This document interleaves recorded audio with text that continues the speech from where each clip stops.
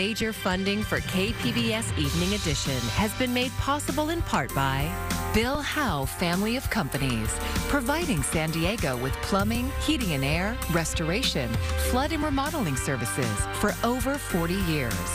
Call 1-800-BILL-HOWE or visit billhowe.com. And by the Conrad Prebys Foundation, Darlene Marco Shiley, and by the following.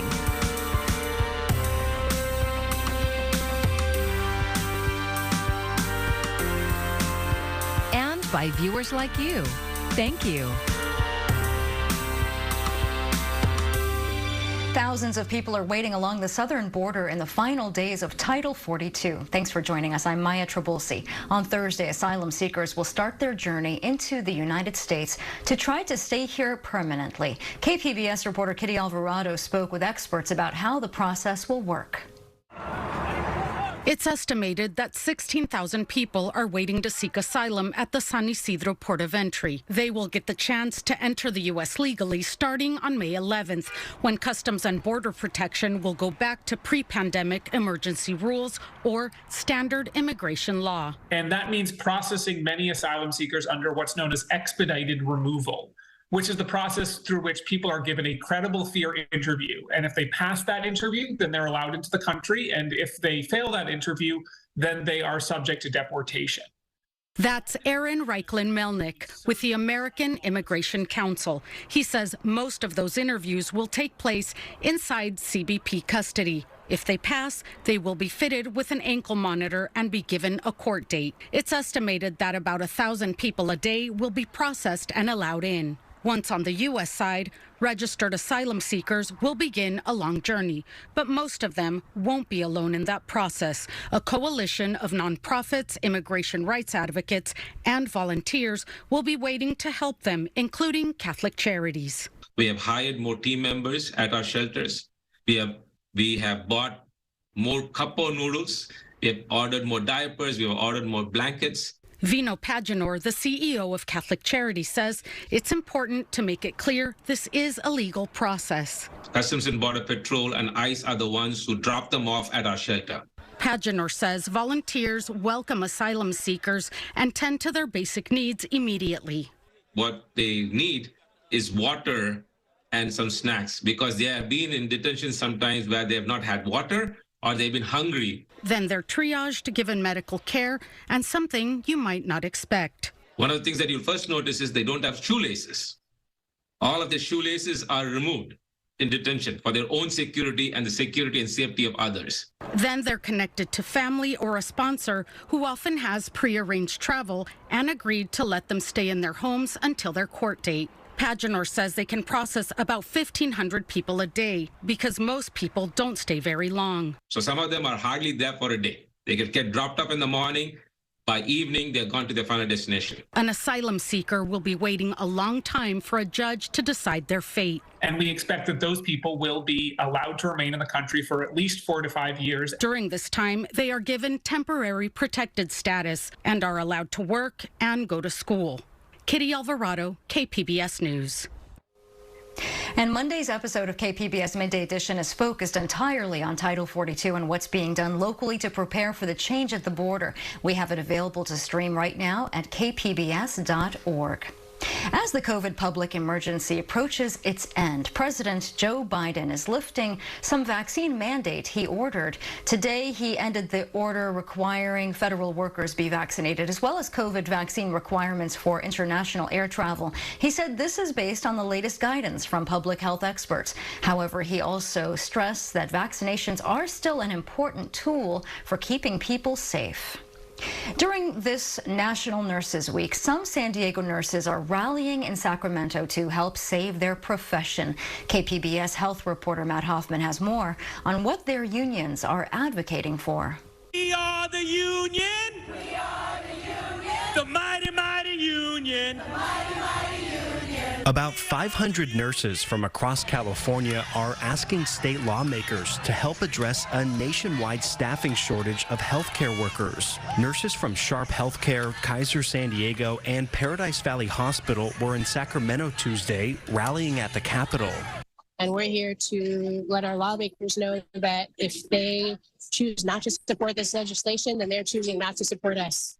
Andrea Millor is a registered nurse with Sharp Healthcare. She's also president of the Sharp Professional Nurses Network. She and others are asking for the California legislature to invest $500 million in community college nursing schools, something they say would help increase the number of graduates. We need staff. Enough is enough.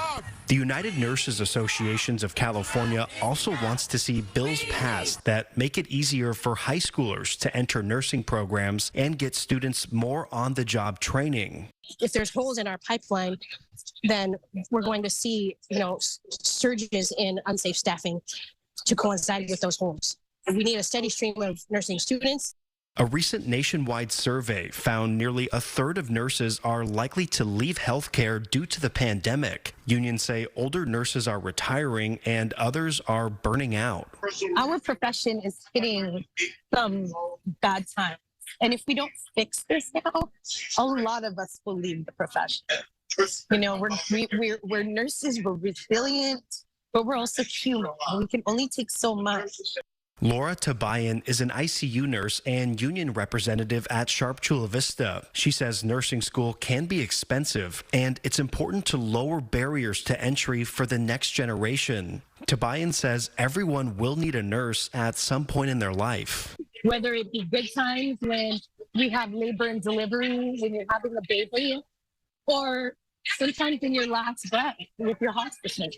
Nursing unions are also supporting a bill that they say would bring accountability for enforcing nursing staff ratios at hospitals.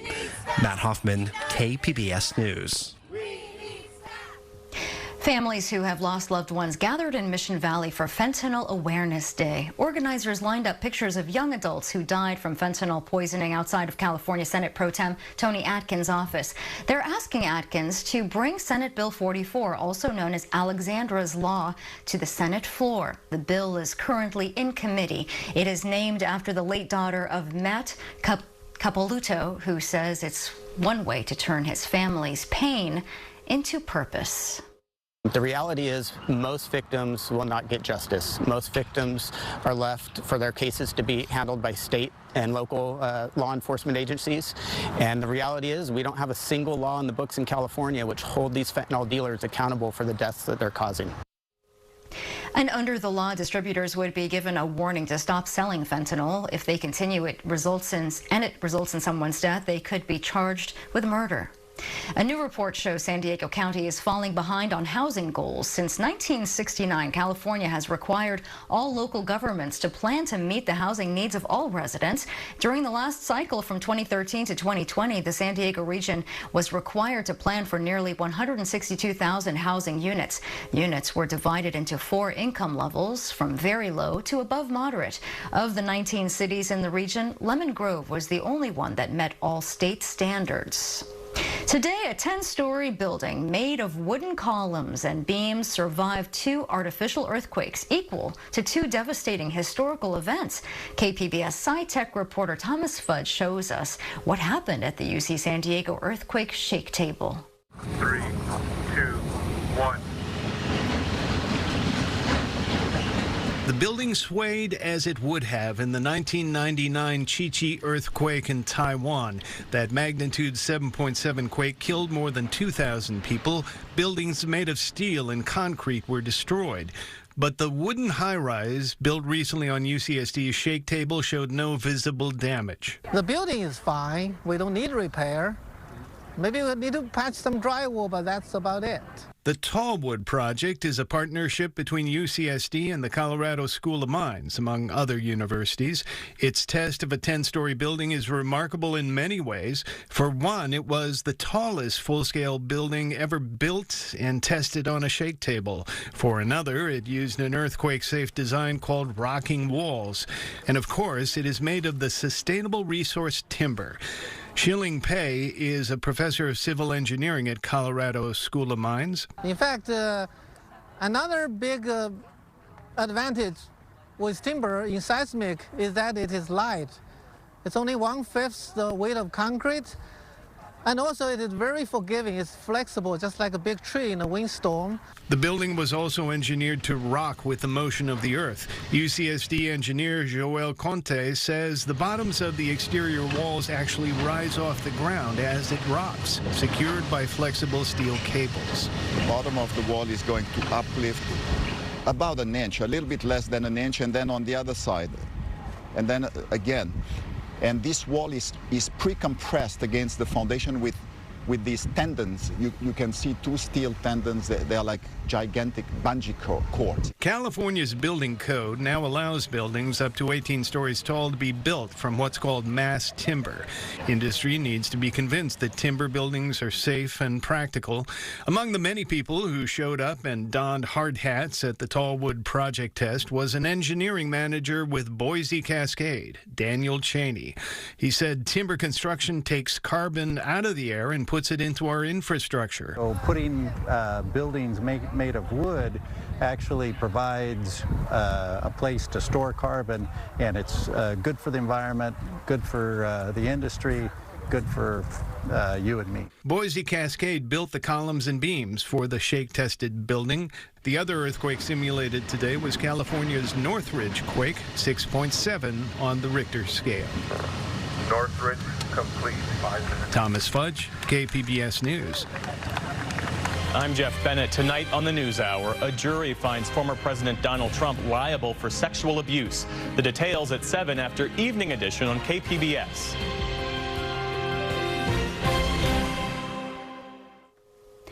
California Senator Dianne Feinstein is returning to Washington after a months-long absence. Feinstein hasn't cast a Senate vote since contracting shingles in mid-February, slowing down Democrats' ability to push through President Biden's judicial nominees. The 89-year-old senator is set to retire at the end of next year, but some House Democrats have called on her to retire now.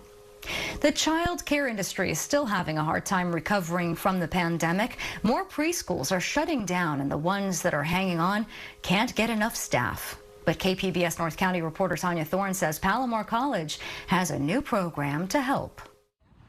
From school districts to child care centers, teachers and staff are needed. We are in a teacher shortage, not just our organization, but really most, preschools throughout the county, actually, the state of California. Arnulfo Manriquez is the CEO of MAC. His organization provides child development and early education programs in San Diego. They have 40 locations spread throughout the county, so they're feeling the staffing shortages firsthand. And so it is important for us to begin to find the next generation of teachers that are going to come in into our programs that can grow in our career pathways of education. Schools and child cares are looking for more teachers. So MAC has teamed up with Palomar College to launch a program that makes that search a little easier.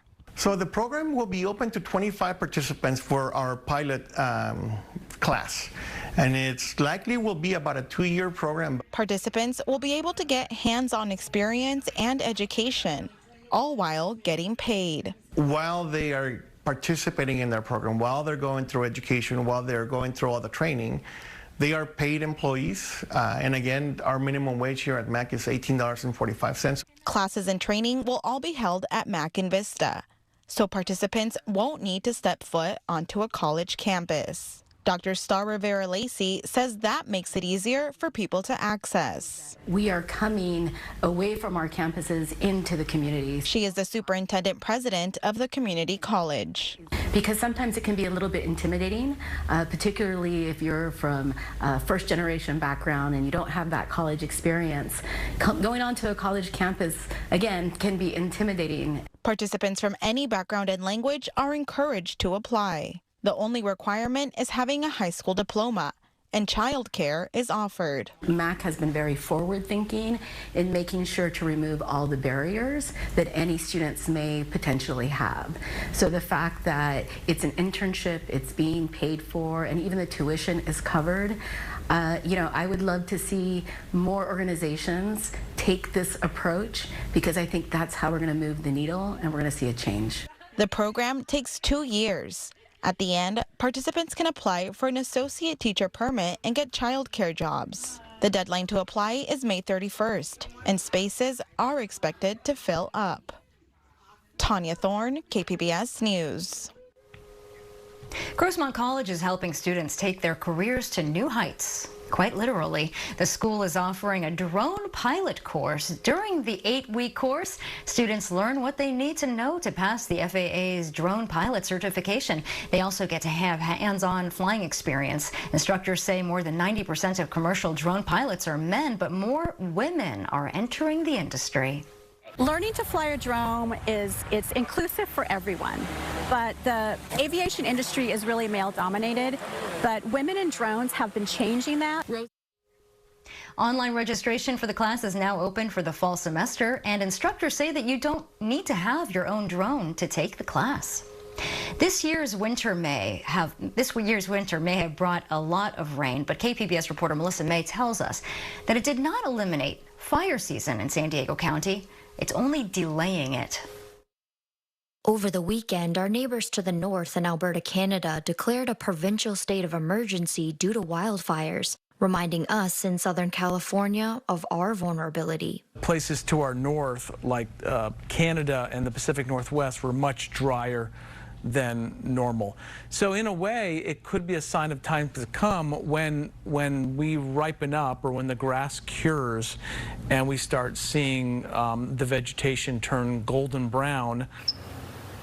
The normal fire season in San Diego County starts in July and August. But according to Alex Tardy with the National Weather Service San Diego, the heavy rain and cooler temperatures will affect the timing of this year's fire season. We are looking at a delayed season of a couple months, but that doesn't mean we won't have wildfires for sure, because it's a long summer and long dry season in Southern California. Tardy says San Diego's winter weather has affected this year's plant growth. We were 200% of normal.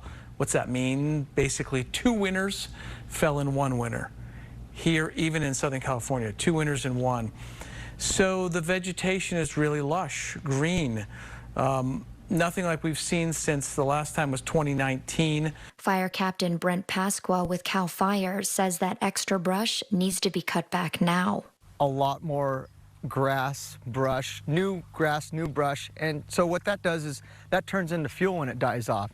So there's a lot more fuel, there's a lot more potential for those bigger fires. Already, brush is starting to dry out, and according to Pasqua, it could even grow back before it dies out, creating more fuel if left unattended. We look at Alberta, and that should get us to say, hey, you know, we don't want to be like that. Let's start clearing now, let's start clearing early, so that if something does happen like that, we're safe, our property's safe, and, you know, we can get our families out of harm's way. Whenever fire season does start in San Diego County, CAL FIRE does have more air assets to help combat fires, even a drone. The drone is a big one because with that infrared technology camera it has on it, it allows us to see hot spots that we wouldn't normally see, you know, day or night. So it's a great tool. To find out more information about the upcoming fire season and how to best prepare for it, go to fire.ca.gov. And if you see any kind of fire activity, immediately call 911. Melissa May, KPBS News.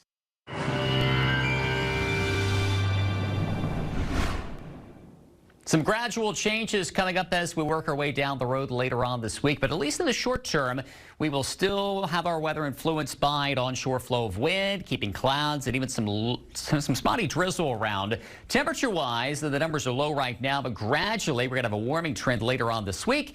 And we'll talk about the weekend coming up here shortly. But let's talk about the short term here. First for tonight, as I mentioned, some spotty drizzle. Overnight low temperatures dropping down, bottoming out into the mid-50s. Similar conditions around Oceanside and Chula Vista. Borrego Springs down to 53. Good to see a few of those showers around Mount Laguna as we drop down to 33 degrees. And not too far away from having a little bit of snow. You can see the majority of the showers staying off to the north, but there are some dots of green where there can be some areas of light showers and drizzle as we go throughout the morning, and it's going to take a while to see the clouds begin to dissolve. I think by afternoon we'll start to see some breaks in the cloud deck, but showers and drizzle throughout much of the morning. Different story over the interior, but here it's going to be the wind. From, say, around Julian to Pine Valley, Ramona, even out toward Mount Laguna. Wind advisories are out through midday on Wednesday. So keep that in mind if you're doing some traveling. It could make traveling a little bit more difficult. Let's go down the road here. Changes are coming, like I said, late this week into this weekend. There's your warming trend at the coast. Subtle, but probably a little more noticeable as we work our way toward the interior valleys as we go from, say, 70 Thursday to 80 by Saturday. Still nice on Sunday. Overnight lows in the 50s. Wind is the biggest factor here over the mountainous terrain in the early goings of your Wednesday. Starts to fade late day. And then a gradual warming trend here Friday into Saturday. A little cooler by Sunday. Over the deserts, we'll also look for a big jump in temperatures day by day here. Wednesday, Thursday, Friday, by Saturday, all the way up into the triple digits and remaining on the hot side for Sunday. For KPBS News, I'm meteorologist Justin Povick. It's baked into California's culture. You grab your keys and you get behind the wheel. But how did we get so car dependent? Well, that's one of the questions that we explore in a brand new podcast series produced by KPBS, and it's called Freeway Exit. It's created and hosted by KPBS Metro reporter Andrew Bowen. Freeway Exit dives into the consequences of our freeway system, climate impacts, the dividing of communities, and the everyday public safety issues. It's all up for discussion, and the first 2 episodes of Freeway Exit are now available to stream wherever you get your podcasts. More from the 6-episode series will also launch in coming weeks, along with some community events, so please stay tuned for that. The Comic-Con Museum has a new exhibit featuring one of Mexico's most popular cartoonists. KPBS arts reporter Beth Accomando takes us on a tour of the exhibit. Jose Trinidad Camacho is a Mexican cartoonist, better known as Trino. He comes from a rich tradition of Mexican sequential art, according to William Naricio, professor of English at San Diego State University, where he also works in its Center for Comic Studies. He's in a long line. I guess it would start with Jose Guadalupe Posada with his printmaking shop in Mexico City. And then moving into the 20th century, you have a cartoonist like Rios, who was known for his left-wing satirical comics. And Trino, at the end of this cycle, is just a very accomplished, funny, silly, nasty, dirty comedian. Comic book comedian. He's got a very loose and fluid freestyle. It really appeals to me. His panels are free, easy, floating, frenetic, and funny. A collection of Camacho's humorous work has been gathered for the new exhibit Trino's World at the Comic-Con Museum. Comic-Con International has international in our name, and we have guests from all over the world and visitors from all over the world. And I think we'd like to see that at the museum as well. This is our first foray into that, and I hope it's the first of many. The exhibition is a binational collaboration between the museum and the Consulate General of Mexico in San Diego. Trino's World showcases drawings, watercolors, sketches, and objects reflecting a career of more than 4 decades. Although Trino's work is in Spanish, it often needs no translation. So you got Han Solo saying, "Chewie!" And a Mexicano who's walking by goes, "Hey, yeah, you call me?" And he says, "No, el otro Chewie, Chewbacca." Chewbacca enters. So just a 2-panel joke playing on the funniness that Chewie is a nickname and Chewie is Chewbacca. And Trino loves a pun in any language. The referee is saying, "That was a very rude move. Who is your captain?" And then Captain America, "Aquí, here I am, I'm the captain, Captain America. I told you he's silly." These are his puns. Trino taps into American pop culture of superheroes, Star Wars, and Star Trek. I mean, it's a little like Mad Magazine, a little like SNL. It's a send-up of characters we know and love. The beauty of a comic strip like this is that it shows how much Mexicans and Americans have in common. That's one of the joys of the exhibit, seeing how our 2 cultures overlap in what we share. But Trino also looks to his own Mexican culture to find humor in things like luchadors. Take his El Santos character, an homage to the real Mexican wrestler El Santo. The exhibit has a character study of Trino's luchador from a film he animated. These are loose lines, drawn quickly, but they have terrific expression. The angst is all in the eyes. It's the most basic and simple of cartoon renderings, and yet there's a poignance to it. There's almost a power in a pleading in the eyes. You wonder what El Santos is confronting at that moment. It could be a monster. It could be that he's confronted by the zombies. One doesn't know.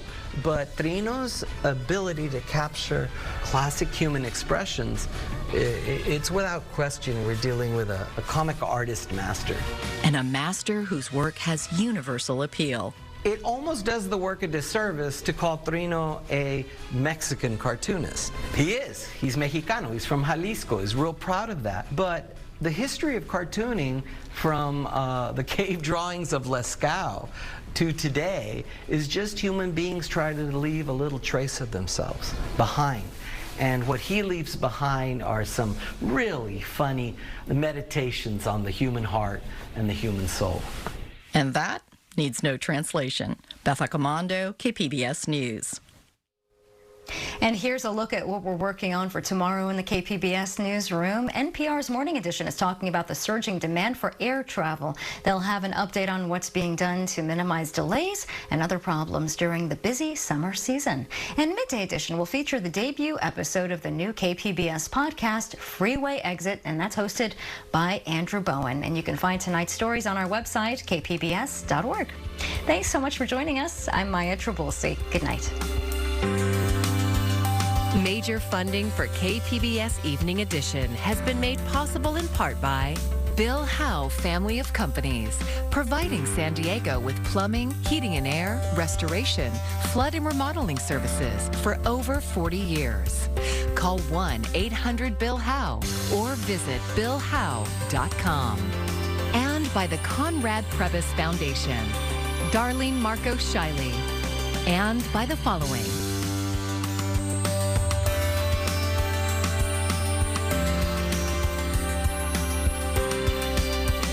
By viewers like you. Thank you.